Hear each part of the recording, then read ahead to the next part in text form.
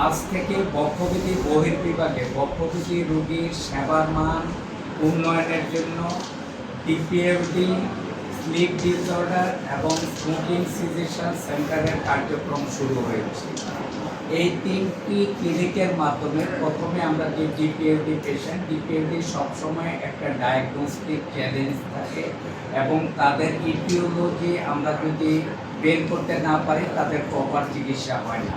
তো আমরা আশা করি যে এই ক্লিনিক উদ্বোধনের মাধ্যমে সারা দেশের ডিপিএফডি রোগীরা তাদের রোগ সঠিকভাবে চিকিৎসা পাবে, মিস ডায়াগনোসিস থেকে রক্ষা পাবে এবং দেখা যাবে যে ডিপিএফডির যে দুইটি ড্রাগ আছে নিলটেডেনিম এবং পারফিনিটন, এদের যে মিস ইউজ হচ্ছে সেটার থেকেও রক্ষা পাবে, কারণ এই ড্রাগগুলি খুব কস্টলি। আমরা দেখি যে কোনো ধরনের ফাইব্রোসিস থাকলে এই ড্রাগগুলি ইউজ করা হয়। এখন থেকে এখানে রোগীরা আসলে এই ড্রাগগুলি প্রপার ইন্ডিকেশন অনুযায়ী পাবে। পাশাপাশি আমাদের যে স্লিপ ডিসঅর্ডার ক্লিনিক, আপনারা জানেন সবাই, ঘুমের মধ্যে যারা অত্যাধিক নার্ভ থাকে এবং বারবার ঘুমের মধ্যে দম বন্ধ হয়ে আসে, তাদের পরবর্তীতে দেখা যায় যে দিনের বেলা ঘুম ভাবের জন্য দুর্ঘটনার প্রবণতা বেশি থাকে এবং অনেক দিন যখন অতিক্রান্ত হয় তাদের প্রেশার বেড়ে যায় এবং পালমোনারি হাইপারটেনশন, রেসপিরেটরি ফেলিওর, এমন কমপ্লিকেশনগুলো দেখা দেয়। যদি আমরা এই রোগগুলি শুরুতে ডায়াগনোসিস করতে পারি, এই কনসিকুয়েন্সগুলি রক্ষা পাবে।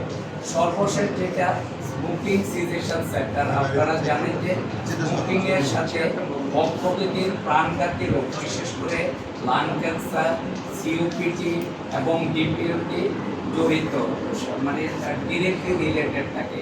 আমরা যদি স্মোকিং প্রিভেনশন করতে পারি এবং যারা স্মোকিং করছে তাদেরকে যদি তাদের স্মোকিং সিজেশন করতে পারি, নিবারণ করতে পারি, তাহলে এই রোগগুলির প্রগ্রেশন কম হবে এবং এই রোগগুলি থেকে মুক্তি পাবে।